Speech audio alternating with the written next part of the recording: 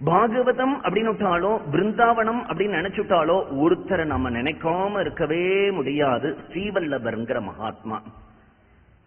பாகவதம் தான் அவருடைய ஜீவனம். பாகவதத்துக்கு ஆச்சரியமான ஒரு கமெண்ட்ரி எழுதியிருக்கார். சுபோதினின்னு பேரு அதற்கு. அந்த சுபோதினிக்கு 1000 பேர் கமெண்ட்ரி எழுதியிருக்காங்கன்னா அந்த சுபோதினி எப்படி இருக்கும்? அந்த ஸ்ரீவல்லபர் அப்படிங்கிற மகாத்மா அப்படின்னா அவர் உங்களுக்கு தெரியணும்னா ஒரு பாட்டு எல்லாரும் கேள்விப்பட்டிருக்கேன்.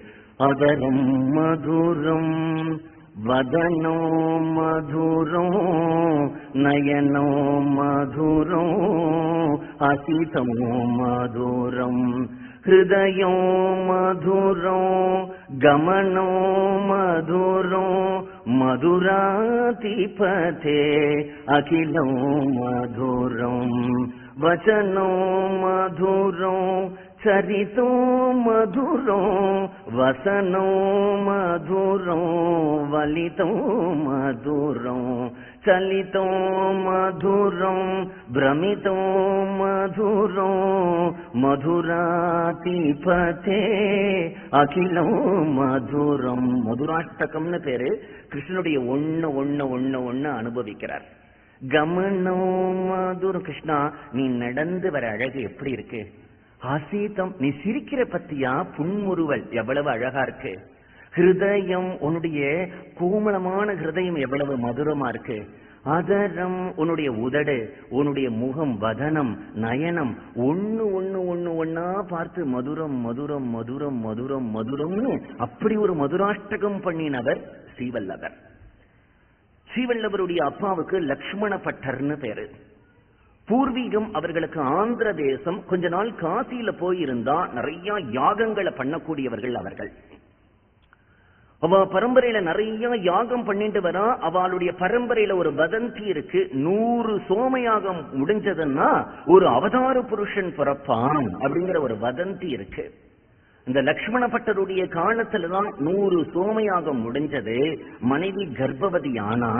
அப்ப காசியில கலக காலமா இருந்ததுனாலே தன்னுடைய மனைவியை கூப்பிட்டு தன்னுடைய தென்னிந்தியாவுக்கு வந்துடலாம்னு அவர் நடந்து வரும்பொழுது மத்திய பிரதேசத்துல இன்னைக்கு சம்பல் பள்ளத்தாக்குன்னு ஒரு இடத்துக்கு வரார். காடு. பிரசவம் ஆயிடுச்சு அந்த அம்மாவுக்கு. குழந்தை கீழே விழுந்தெடுத்து கூட ஒரு உதவிக்கு கூட ஒரு பெண்மணி இல்லை. தொப்புள் கொடிய கூட கட்டுறதுக்கு ஆள் இல்லை. குழந்தை பிறந்த உடனே கையை வச்சு பார்க்கிறார், மூச்சு இல்லை. அந்த குழந்தையினுடைய கை கால்கள்லாம் ஒரு அவதார புருஷனுக்குரிய ரேகைகள்லாம் இருக்கு, சாமுத்திரிகா லட்சணங்கள்லாம் இருக்கு.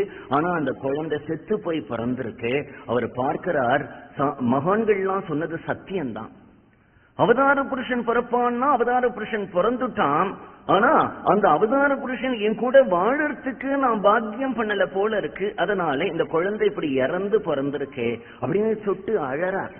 காட்டுல எங்க இருக்க முடியும்? இந்த குழந்தையை தூக்கி போட்டா மிருகங்கள் வந்து சாப்பிட்டுடும். என்ன பண்றதுன்னு தெரியல. ஒரு வன்னி மரம் இருக்கு, அதுக்கு அடியில ஒரு பொந்து தோண்டி அந்த குழந்தைய வச்சுட்டு சத்தைகள்னால மூடிட்டு போயிட்டார். பக்கத்துல ஒரு கிராமத்துல அவரும் அவருடைய மனைவியும் தங்கியிருக்கும் பொழுது இவர் நித்தியம் அக்னியை தானே உபாசனை பண்றார். அந்த அக்னி தேவன் அவருக்கு பிரத்யட்சமாகி சொல்றான், உன் குழந்தை செத்து போகல, பிறக்கும் பொழுதே சமாதியில இருக்கான் அப்படின்னு சொல்றான். எப்படி இருக்கும் அவருக்கு? உடனே கிட்டு ராத்திரியோட ராத்திரியா அந்த காட்டுக்கு ஓடுறார். அக்னி சுத்தி அந்த குழந்தையை காப்பாத்துறது, ஆதிசேஷன் வந்து கொடை பிடிக்கிறது. இவர் போன உடனே எல்லாம் மறைஞ்சு போன உடனே அந்த குழந்தையை எடுத்துட்டு வந்து அக்னி ரட்சிச்சு கொடுத்ததுனாலே வைஸ்வானரன் அப்படின்னு பெயர் வச்சார். ஆனா செல்லமா வல்லபா வல்லபான்னு கூப்பிடுவா அவரை. அந்த ஸ்ரீவல்லபர் தாய் தகப்பனார்லாம் போனதுக்கு பிறகு ஆந்திரால வரார். அவர் பகவான்கிட்ட ஒரு பிரார்த்தனை பண்றார். மனுஷன் நடந்தா கூட இப்படி காலை தாண்டி தாண்டி நடந்துடுறான். ஒரு ஆடு மாடு நடந்தா கூட காலை தாண்டி தாண்டி தாண்டி நடக்கிறது. அந்த மிருகங்களுடைய கால் படாத இடம் ஒண்ணு இருக்கு. புழு மட்டும்தான் உடம்ப வந்து இப்படி இப்படி இப்படி இப்படி இப்படி பண்ணி பண்ணி பண்ணி பண்ணி நவரும். புழு நகர்ந்தது அப்படின்னு அது பூமியில படாத ஒரு இடம் இருக்காது. அவர் கிருஷ்ணர்கிட்ட என்ன பிரார்த்தனை பண்றார்னா, ஒரு புழு இப்படி ஒரு நெளிஞ்சு அடுத்த இடத்துக்கு போகுமோ அது மாதிரி இந்த பாரத தேசத்துல ஒவ்வொரு இடத்துலயும் நான் ஒரு பாகவத சப்தாகம் பண்ணணும் அப்படிங்கிறது தான் அவர் கிருஷ்ணர்கிட்ட பண்ணிருக்கக்கூடிய பிரார்த்தனை. இந்த ஒரு மண்ணுல பண்ணணும், அடுத்த மண்ணுல ஒரு சப்தாகம் பண்ணணும், அடுத்த மண்ணுல ஒரு சப்தாகம் பண்ணணும். அப்படி பாகவதத்துல அவருக்கு ருச்சி. ஸ்ரீவல்லபருக்கு கிருஷ்ணதாசன் ஒரு சிஷ்யர். அந்த ஸ்ரீவல்லபருடைய அத்தனை நிர்வாகத்துக்கும் எல்லாருமே பஞ்சத்வாரகா போனா பேட் துவாரகா இருக்கு, மூலத்வாரகா இருக்கு, டாக்கூர்ஜி துவாரகா இருக்கு, அது மாதிரி ஸ்ரீநாத் துவாரகா இருக்கு. அந்த ஸ்ரீநாத் துவாரகையில போனாதான் ஸ்ரீவல்லபர் அந்த கிருஷ்ணரை எப்படி சொகுசா பூஜை பண்ணிருக்காருங்கிறது தெரியும்.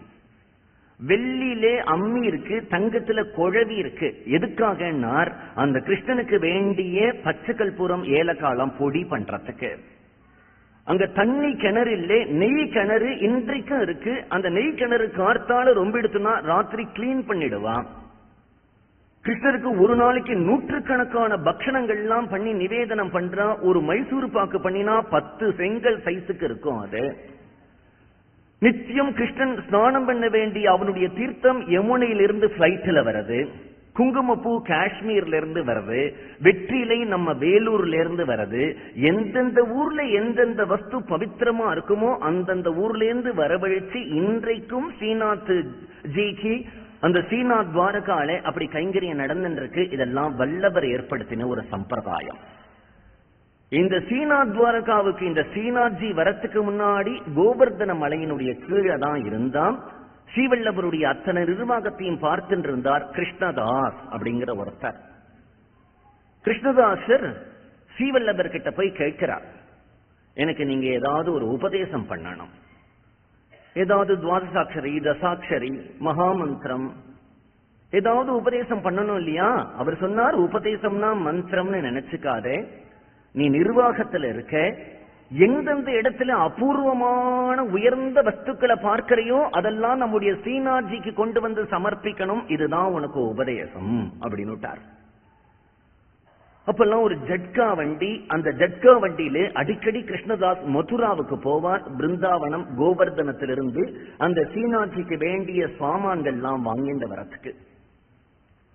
அப்படியே போகும் பொழுது ஜட்காவை ஒருத்தர் ஓட்டிட்டு போறார். மேனேஜர் கிருஷ்ணதாஸ் உட்கார்ந்து போறார். போகும்பொழுது ஒரு அருமையான சங்கீதம் அவருடைய காதுல வந்து விழர்ச்சு. இப்படி சுஸ்வரமா கோகில கண்டமா யார் பாடுறா? அற்புதமா இருக்கே. நம்ம குரு என்ன சொல்லியிருக்கார்? எதெல்லாம் ஆச்சரியமா அற்புதமா இருக்கும் அதெல்லாம் கிருஷ்ணனுக்கு சமர்ப்பிக்கணும்னு சொல்லியிருக்கார் இல்லையா? இப்ப சாமா வாங்கறத விட்டார். அந்த ஜட்காக்காரனை கூப்பிட்டு, இந்த சங்கீதம் எங்க வருதோ அங்க போ. அந்த சங்கீதம் வர்றதுக்கு போனா அங்க ரஞ்சனின்னு ஒருத்தி இருக்கா, நல்ல நாட்டிய சாஸ்திரம் தெரிஞ்சவ. அது மட்டும் இல்லாம அதி சுந்தரி. அவர்களை பார்க்கிறவர்களுக்கு இவ தேவலோகத்திலேருந்து ஏதாவது தப்பித்தவரி பூமியில விழுந்த பொண்ணோன்னு தோணும், அவ்வளவு அழகு. நாட்டிய கௌசலம்னா அப்படி நாட்டியம் ஆடுவா, பாடினா அப்படி பாடுவா. கிருஷ்ணதாஸ் பார்த்தார், நம்ம குரு என்ன சொல்லியிருக்கார்? எதெல்லாம் உயர்ந்ததுன்னு சொல்லியிருக்காரோ அதெல்லாம் ஸ்ரீநாத்ஜிக்கு தானே. இவ இவ்வளவு அழகா இருக்கா, இவ்வளவு நன்னா பாடுறா, இவ்வளவு நன்னா நாட்டியம் ஆடுறான்னா இவ 10 பேர் முன்னாடி ஆடக்கூடாது, ஸ்ரீநாத்ஜி முன்னாடி தானே ஆடணும். அதனால அந்த நாட்டியம் முடிஞ்ச உடனே மெதுவா அவர்கிட்ட போனார். அம்மா, எனக்கு ஒரு எஜமானன் இருக்கார், அவர்கிட்ட வந்து நீ ஆடணும், வரியா? அவ கேட்கிறா, எஜமானன் அப்படின்னு நீ யார் கூப்பிட்டாலும் நான் வரமாட்டேன். நான் பாட்டுக்கு கச்சேரியில் உட்கார்ந்துட்டு இன்னைக்கு பைரவி எடுத்து அழகா பாடுவேன். அங்கிருந்து கச்சேரி முடிஞ்ச உடனே ஒருத்தர் வந்து, நீங்க அட்டானா பாடினேலே நன்னா இருந்தது அப்படின்னா எப்படி இருக்கும்? அது மாதிரி நான் எவ்வளவு அழகா நாட்டிய கௌசலத்தோட அந்த நாட்டிய சாஸ்திரம் தெரிஞ்சுட்டு ஆடுறேனோ அத மாதிரி ரசிக்கிறதுக்கு ஒருத்தர் இருக்கணும். அதனால ரசிக்கோவா அத கேட்கிறா. நீ ஒரு எஜமானனை பார்க்க கூப்பிடுறியே, அவர் ரசிக்கிறா. உடனே கிருஷ்ணதாஸ் சொல்றார், அவன் ரசிக்க சிக்காமணி, அவனுக்கு மேல ஒரு ரசிகேந்திரனை நீ பார்க்கவே முடியாது. அப்படியா? அழகா இருப்பாரா? மன்மத மன்மதோ விஜயத்தே. கோட்டி மன்மதன் சேர்ந்தாலும் கிருஷ்ணனுடைய அழகுக்கு சமமாக மாட்டான். வெளிநாட்டிலிருந்து பாரபட்சம் இல்லாத ஒரு ஃபாரினரை கூப்பிட்டு வாங்கோ, 1000 சுவாமி போட்டோவை மாட்டுங்கோ, இதுல அழகா இருக்கிற கிருஷ்ணன்ட்ட தான் அவன் போய் நிற்பான். அழகுன்னா கிருஷ்ணனுக்கு மிஞ்சின அழகு உலகத்துல கிடையவே கிடையாது.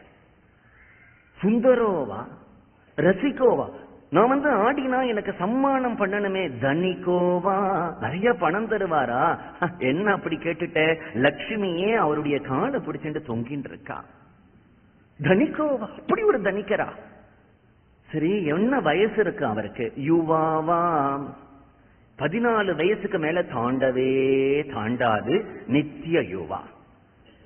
சொன்ன உடனே அவ முதல்ல நினைச்சா வேற ஒரு நாள் தேதி கொடுக்கலாம் நினைச்சா, இவர் இப்படி எல்லாம் சொல்றத பார்த்த உடனே இப்பவே அவரை பார்க்கணும்னு தோணி எடுத்தோம். பக்கத்துல ஒரு பல்லக்கு ஏற்பாடு பண்ணினா, முன்னாடி கிருஷ்ணதாஸ் இருப்ப சாமான்ங்கிற வேலையெல்லாம் விட்டார், குதிரையில போறார், பின்னாடி பல்லக்குல ரஞ்சனி வரா. எங்க உங்க எஜமா, எங்க உங்க எஜமா? அந்த ஸ்ரீநாத்ஜி கோவிலுக்குள்ள வந்து திரை போட்டிருக்கு இல்லையா, திரைய சர்ன்னு இழுத்தார், திரை திறந்தது, பாரு என் எஜமான ஆடு. ஒரு ஆட்டம் ஆடினா, சுத்தி சுத்தி சுத்தி அப்படியே கீழே விழுந்தா, ஒரு ஜோதி போய் கிருஷ்ணத்தை கலந்துடுத்து. அதுக்கப்புறம் எழுந்துக்கல. அவ என்ன தபஸ் பண்ணினா? கிருஷ்ணதாஸ் என்ன ஜபம் பண்ணினார்? பிரயச்சதி குருஹோ பிரீத்தோ வைகுண்டம் யோகி துர்லபம்னா, குரு பிரீத்திக்கு பிரீத்தியானவாளுடைய பிரீத்தியை சம்பாதிச்சவளுக்கு கிடைச்ச கதினா இது நடந்த சம்பவம். அப்படி ஸ்ரீவல்லவர் அந்த பிருந்தாவனத்துல, அவருக்கு கோகுலத்துல ஒரு கிருஷ்ணர் வச்சிருந்தார். அந்த கிருஷ்ணருக்கு நவநீத பிரியன்னு பேரு. கோவர்தனத்துல ஒரு கிருஷ்ணர் வச்சிருந்தார், ஸ்ரீநாத்ஜின்னு பேரு அந்த கிருஷ்ணனுக்கு. இன்றைக்கும் கோகுலத்திலே, இப்ப எப்படி ஸ்ரீரங்கத்திலே ரங்கநாதரை பூஜை பண்றவர்கள் எல்லாம் ராமானுஜருடைய சம்பிரதாயத்துல வந்தவர்களோ, அது மாதிரி இன்றைக்கும் கோகுலத்திலையும் மதுராவிலையும் கிருஷ்ணனை பூஜை பண்ணக்கூடியவர்கள் எல்லாம் ஸ்ரீவல்லவருடைய சம்பிரதாயம், புஷ்டி மார்க்கம்னு பேரு. அந்த மார்க்கத்துல வந்த வைஷ்ணவர்களே இன்றைக்கும் பூஜை பண்ணிட்டு இருக்கார். மதுராவில காராகிரகம்னு சொல்லக்கூடிய ஜெயில தானே கிருஷ்ணர் பிறந்தான். அதனால வெளியில மதுராநாதன் அப்படின்னு அழகான ஒரு கோவில் கட்டி அதுல கிருஷ்ணனை பிரதிஷ்டை பண்ணியிருக்கா ஸ்ரீவல்லவர். அப்பேற்பட்ட ஒரு பக்தர் ஸ்ரீவல்லவர்.